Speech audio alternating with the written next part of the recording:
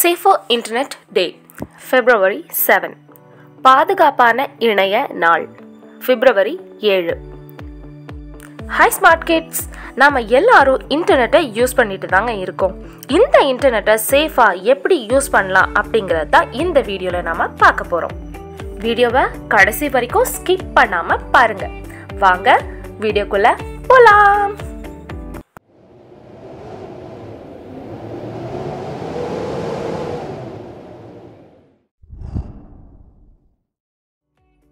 Safer Internet Day, பாதுகாப்பான இணைய நாள், February 7. இந்த நாளில் இணைய பாதுகாப்பில் அனைவரும் கடைபிடிக்க வேண்டிய வழிமுறைகள் பற்றி தொடர்ந்து பார்ப்போம். உலகில் இணைய சேவை தொடங்கப்பட்டது முதல் இன்று வரை தினம்தோறும் பல்லாயிரக்கணக்கானோர் சைபர் குற்ற சம்பவங்களால் பாதிக்கப்பட்டு வருகின்றனர்.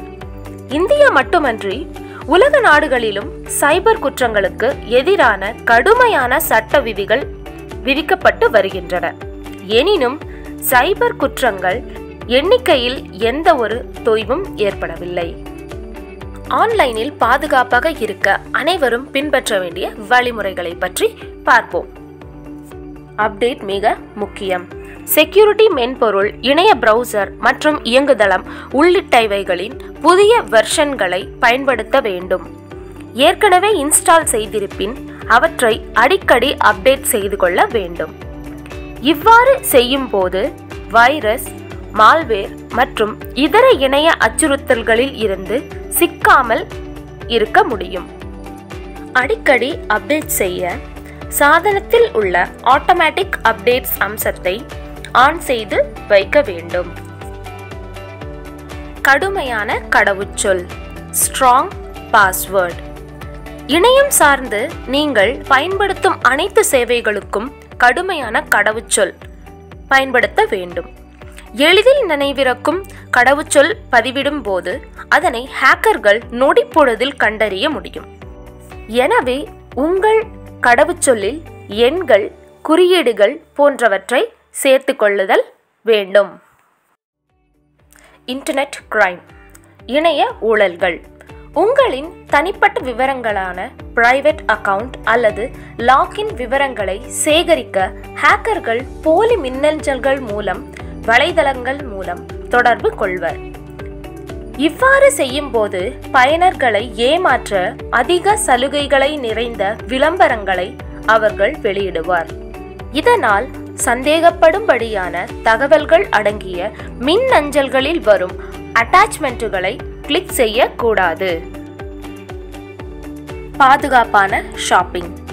ஆன்லைனில் ஷாப்பிங் செய்யும் முன் அந்த வலைத்தளம் முறையான பாதுகாப்பான வழிமுறைகளை பின்பற்றுகிறதா என்பதை உறுதி செய்யுங்கள்.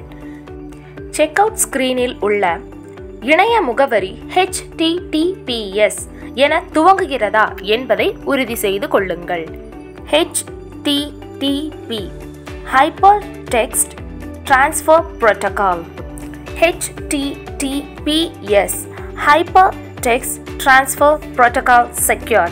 எனவே HTTPS என்ற வலைதளத்தை பயன்படுத்துங்கள். சிறிய பூட்டு சின்னம் தெரிகிறதா என்பதையும் பாருங்கள். பாதுகாப்பான இணையம். நீங்கள் வீட்டில் பயன்படுத்தும் இணைய நெட்வொர்க்கை கடுமையான கடவுச்சொல் கொண்டு பாதுகாக்க வேண்டும்.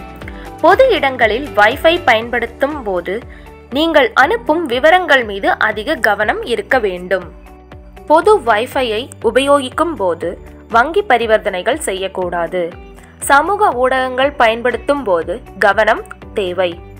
உங்கள் கடவுச்சொல்லை சேமித்து வைத்துள்ள இணையதளம் பயன்படுத்தக்கூடாது. Privacy policy.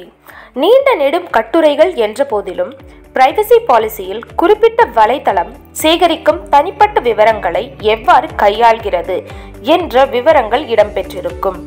ஒருவேளை குறிப்பிட்ட தளத்தில் உள்ள பிரைவசி பாலிசி உங்களுக்கு புரியவில்லை எனில் வேறு ஏதேனும் வலைத்தளத்தை பயன்படுத்துவது நல்லது.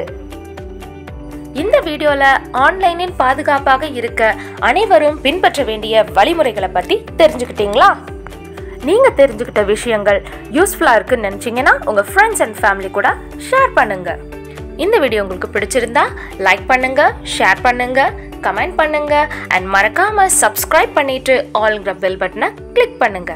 தேங்க்ஸ் ஃபார் வாட்சிங்.